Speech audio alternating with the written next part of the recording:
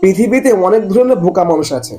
তার মধ্যে থেকে আরেকটি অন্যতম বোকা মানুষ হচ্ছে, অনেক এমন মুসল্লি আছে যারা পাঁচ ওয়াক্ত নামাজ পড়ে নিজেদের মনে করে যে পরকালের সমস্ত প্রয়োজন তার পূর্ণ হয়ে গেছে, এটা নিজেরা তারা মনে করে। আবার তারা নামাজ কেমন পড়ে জানেন? তারা নামাজ পড়ে যে 1 মিনিটে তার 4 রাকাত নামাজ কমপ্লিট। মানে নামাজে যে কেমন মনোযোগী বা কেমন সে আল্লাহকে সন্তুষ্ট করে যে নামাজ পড়ে, তারা এই নামাজের সময় দেখে বোঝা যায়। নামাজে চিন্তা ভাবনা ব্যস্ততা দেখে বোঝা যায় সে নামাজটা কার জন্য পড়ছে, আল্লাহর জন্য পড়ছে না লোক দেখানোর জন্য পড়ছে। তারা আবার বলে কিনা আমার পরকালে যাবার সমস্ত প্রয়োজন কমপ্লিট হয়ে গেছে।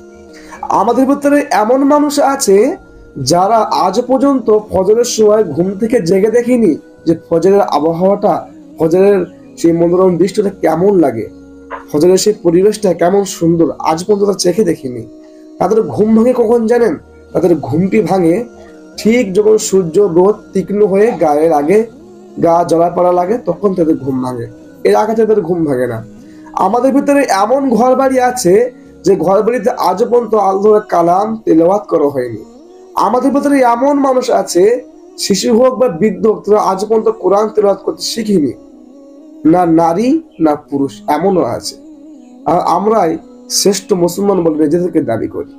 আমি সেই সমস্ত মুসলমানদের কথা বলতে চাই যারা আজ পর্যন্ত দুনিয়ার ধুকে পড়ে আছে। সেই সমস্ত নামাজীদেরকে বলতে চাই যারা ওই 1-1.5 মিনিটে নামাজ পড়ছেন, মসজিদে গিয়ে বা বাড়িতে পড়ছেন। সে তো আপনি আল্লাহ তাআলার সময়টা বার করছেন, সময়টা আর একটু দীর্ঘ করুন না। ওই 1 মিনিটের জায়গায় একটু 15 মিনিট করে দিন, নামাজটা একটু ধীরে পড়ুন, সময়টা আল্লাহর দিকে একটু মনোযোগটা বাড়িয়ে দিন। সেটা আপনি সময় দিয়ে নামাজটা পড়ছেন, নামাজটি আল্লাহর জন্য পড়ুন, আল্লাহকে সন্তুষ্ট করার জন্য পড়ুন, কাউকে দেখানোর জন্য নয়। তাহলে আপনার নামাজটা আল্লাহর কাছে গ্রহণযোগ্য হবে। না হলে আপনি যে ওই 1 মিনিটে 4 রাকাত নামাজ পড়ছেন, এটা আল্লাহর জন্য হচ্ছে না। কারণ আপনার 1 মিনিটে 4 রাকাত নামাজ পূর্ণ হবে কি হবে? আপনি সূরা ফাতিহা কখন পড়ছেন, আপনি তার সঙ্গে অন্য একটা সূরা কখন পড়ছেন, দরুদ শরীফ কখন পড়ছেন, তাওয়াত কখন পড়ছেন, দোয়া মাসুরা কখন পড়ছেন, কিছুই তো বোঝা যাচ্ছে না। নামাজের যে তাসবিহ গুলো আছে আপনি সেগুলো কখন তেলাওয়াত করছেন? 1 মিনিটে কি এটা সম্ভব? এটা কখনোই সম্ভব না। যেহেতু আপনি সময় দিয়ে নামাজ পড়তে আসছেন, মসজিদে বা বাড়িতে পড়ছেন, সময়টা আরেকটু বাড়িয়ে দিন না। আপনি যখন আল্লাহর জন্য নামাজ পড়ছেন, তাহলে আল্লাহকে খুশি করার উদ্দেশ্যে সময়টা একটু বেশি বাড়িয়ে দিন। আপনার নামাজটা সেই নামাজি মতের হোক। আল্লাহ রসুলের জামানায় সাহাবারা যেমন নামাজ পড়তেন, আল্লাহ রসুল যেমন নামাজ পড়তেন, তাদের সেজদাগুলো ছিল, রুকুগুলো ছিল অনেক দীর্ঘ। যখন একাকী নামাজ পড়তেন, সেজদা বা যখন তারা কিয়াম করতেন, দাঁড়িয়ে যখন কিরাত পাঠ করতেন, পাগুলো ফুলে যেত। আর আমরা 1-1.5 মিনিটে নামাজ পড়ে শেষ করে ফেলছি।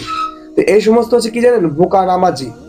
এগুলো হচ্ছে বোকা নামাজি, বোকা মুসল্লি, যারা সময় দিয়ে নামাজ পড়ছে কিন্তু পরিপূর্ণ সময় দিয়ে তারা পরিপূর্ণভাবে সঠিকভাবে নামাজটা আদায় করছে না, সময়টা পরিপূর্ণভাবে নামাজে দিচ্ছে না। 1-1.5 মিনিটে তাড়াহুড়ো করে ব্যস্ততা দেখিয়ে নামাজ পড়ছে। মূলত আপনি ব্যস্ততা কাকে দেখাচ্ছেন? আল্লাহকে দেখাচ্ছেন। যে আল্লাহ আপনাকে সৃষ্টি করেছে, যে আল্লাহ আপনাকে বেনা চাওয়াতে 2টি চোখ দিয়েছে, 2টি হাত দিয়েছে, আপনি সেই আল্লাহকে ব্যস্ততা দেখাচ্ছেন যে 1 মিনিটে নামাজ আদায় করছেন। সেই জন্য আল্লাহ রসুলকে ফলো করুন, সাহাবাদেরকে ফলো করুন। তাদের সেজদাটা কেমন ছিল, রুকুটা কতক্ষণ ছিল, কিভাবে দাঁড়িয়ে কিয়াম করতেন, আধা ঘন্টা, 1 ঘন্টা, ঘন্টা ঘন্টা কেটে যেত তাদের নামাজে, ঘন্টা কেটে যেত নামাজের সময়। আর আপনি 1-1.5 মিনিটে নামাজ কমপ্লিট করছেন। আল্লাহ তাআলা আমাদের সকলকে হেদায়েত নসিব করুন। সকলে বলে আমিন। ওয়া আখিরু দাওয়ানা আনিল হামদুলিল্লাহি রাব্বিল আলামিন।